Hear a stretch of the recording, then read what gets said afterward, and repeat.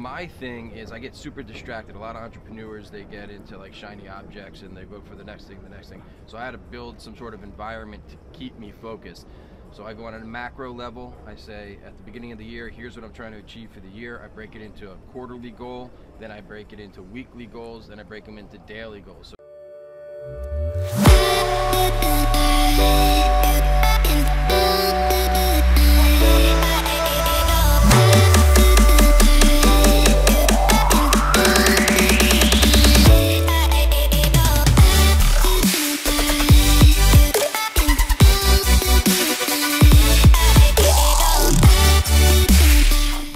Hi everyone, Mark Nicholas with the Think Wealth Differently network. We are here with Michael MacDougall, a friend of mine and a successful entrepreneur, someone that I've come to respect. And I asked him to share some valuable lessons with us. So Michael, tell us a little bit about you. Absolutely, Mike MacDougall with Darwin List Network. You know, we really started about 11 years ago as the Darwin Agency, which is a direct response marketing agency. We would bring financial products to market online, build marketing funnels, do product launches through affiliate channels, lead generation into all of those. And recently, about 3 years ago, we pivoted into Darwin List Network. So now we build email lists and monetize them with ad revenue. Okay, awesome. So Michael, couple of questions. Number one, what's your definition of wealth? Wealth is being able to have time freedom to be here at an event with someone like you and doing a video like this. Really, it's about having everything covered, and that means your home is paid off, in my opinion. I mean, there's different schools of thoughts there. For me, it's your home is paid off, you don't have any debt, and you have some sort of cash flowing asset that allows you to do exactly what you want to do when you want to do it. That's my definition. That's it. it? Others may vary. Awesome. So tell me something. If I have to ask you, at least if you can give me one thing or more on your daily routines that you do every day that sets you up for success, what is it the step that you do? Like everybody, entrepreneurs that I know have like a series of steps or one step that they got to do every day. Right, so my thing is I get super distracted. A lot of entrepreneurs, they get into like shiny objects and they go for the next thing, the next thing. So I had to build some sort of environment to keep me focused. So I go on a macro level. I say at the beginning of the year, here's what I'm trying to achieve for the year. I break it into a quarterly goal, then I break it into weekly goals, then I break them into daily goals. So every single morning, every single Monday, I write out everything. I handwrite out every single thing that I have to get done for the week. I then take that handwritten thing and type it out into categories that fit into my specific business. Then the rest of the week, I'm working that plan and that plan alone. That's awesome. Any personal like steps that you do, like as far as your health, like you wake up in the morning, I mean, obviously, what do you do? Like you brush your teeth, you do your bed? Absolutely. What do you do? I brush my teeth. I read something, I watched this video recently, it was really cool and I started doing it. And it was this, I think it was a general, and he said, how about doing your bed? Yeah. World, you got to start awesome by making video. your bed, you know? So actually, that's something new that I've been doing recently. Yeah.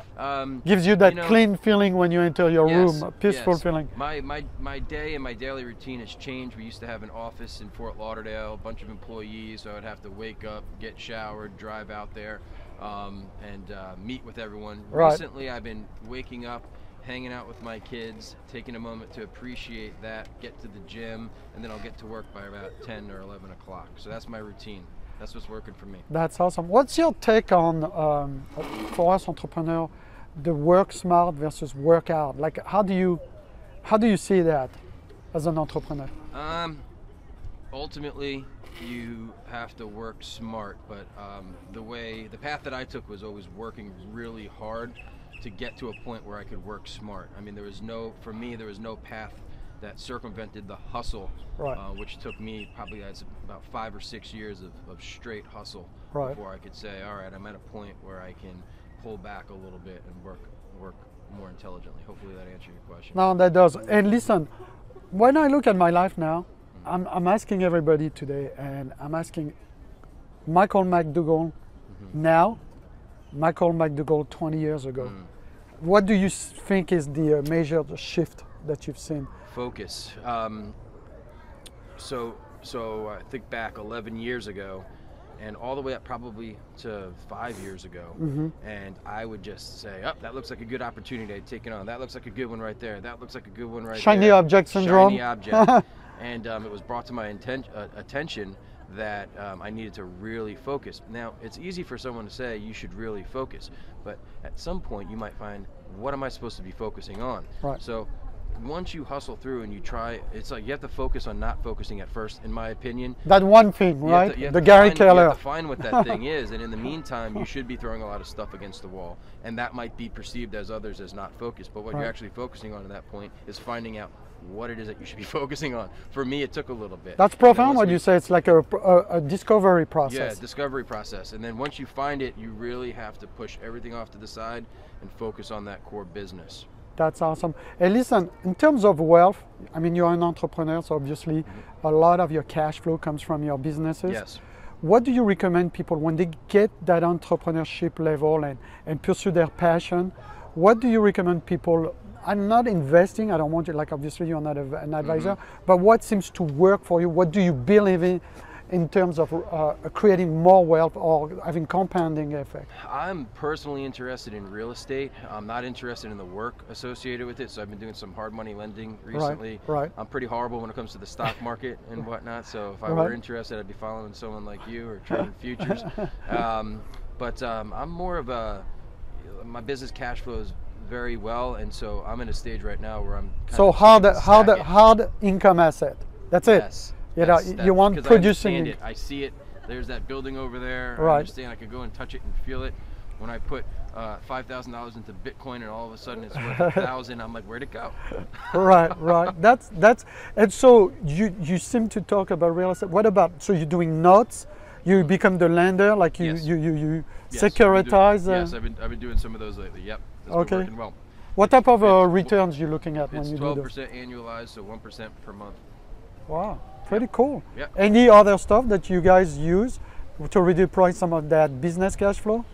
So we build email lists. So we're redeploying back. It's not too dissimilar from real estate. Right. So we build email lists and then we rent them out. Right. Sort of like someone who's renting out an apartment building. Right.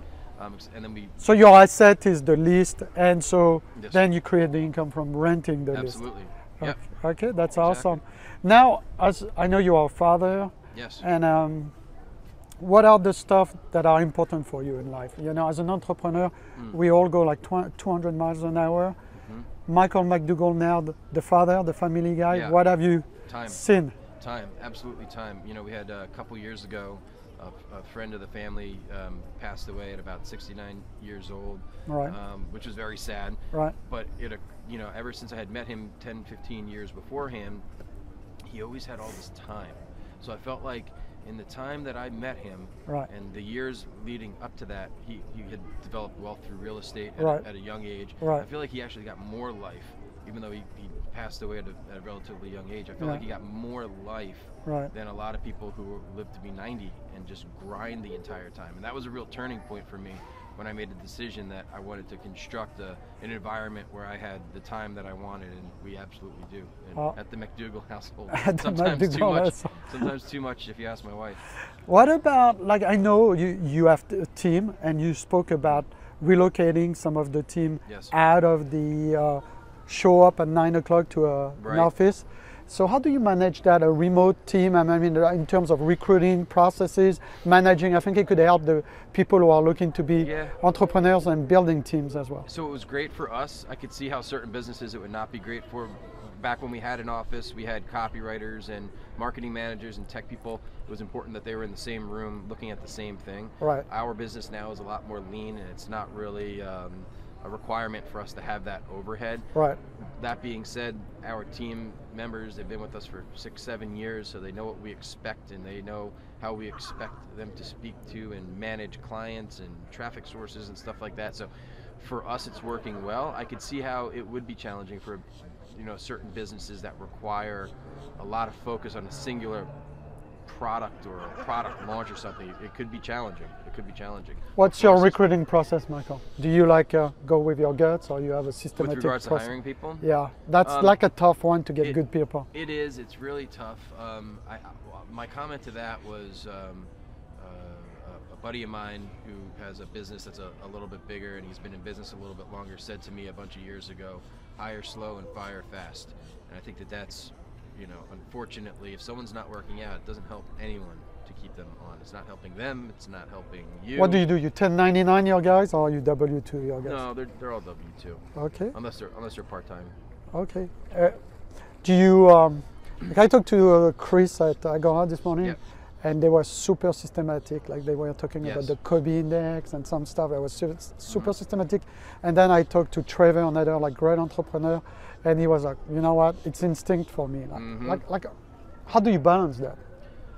I'm all systems. I mean, the systems that we built that we use that used to be just manual processes all got rolled Right. up into technology that now runs our business. So Right. I mean, yeah, you can't just go in and wing it. You have to have processes for pretty much everything, and it's annoying. But then, how do you hold yourself as the business owner, or how do you hold, a team member accountable if they don't know exactly what's supposed to be done and how it's supposed to be done? It leaves too much up to a gray area. So any business needs. Do you use like a special team tools where people like are accountable for their task and stuff? Not so much anymore, and that's because the scope of what we're doing now is so much narrower than it used to be. But yes, we used to use, I think it was called Basecamp, and a couple other tools. There's a good one, Asana as well. What is it? Asana, ASANA.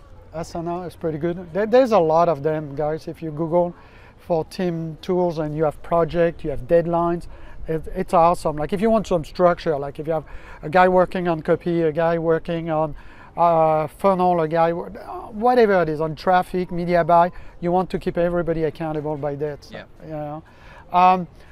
One last thing I asked, and that's a tough one. Mm-hmm. Let's say someone watching us starts and they have an income, let's say around $45,000 a year. Mm-hmm. How do you think someone goes from 45,000 to 10x?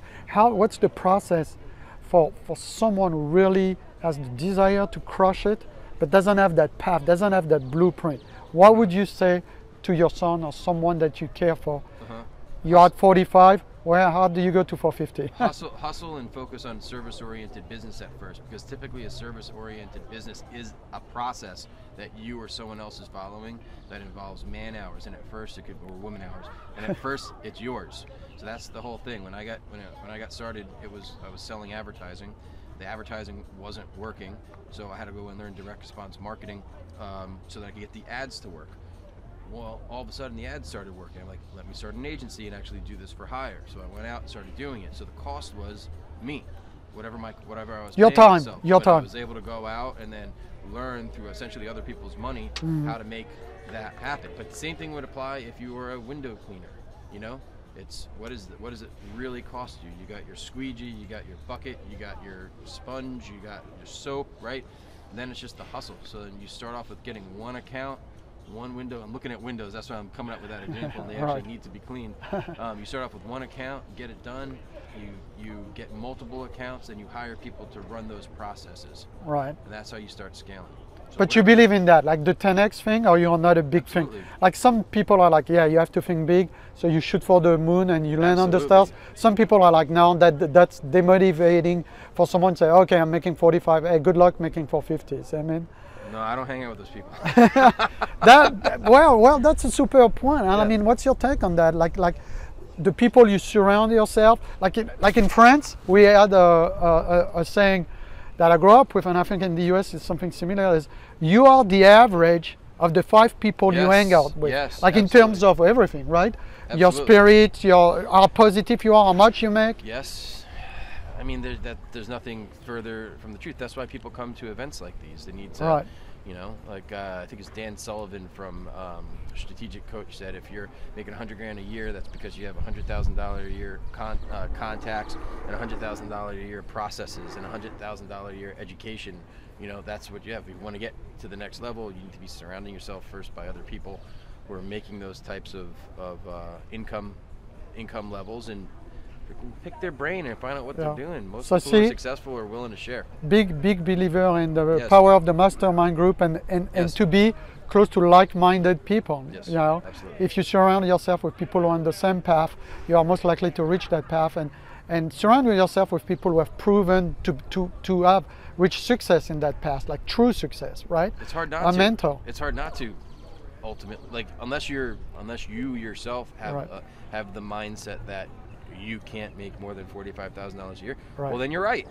You're not going to You're make not it. going to. You're absolutely right, because right there you failed. But if you are absolute certain that you should be making $500,000 or $1 million a year, You'll find a way. That's step one, and then you're surrounding yourself with people who are doing it, and you're learning from them, and you're emulating them, and you have thick skin, and you're willing to hustle. Those are the things that you need, and they don't cost anything. Well, hey, listen, man, awesome. Thank you for your My pleasure. time. That was generous. You take care, everybody. See ya. See you.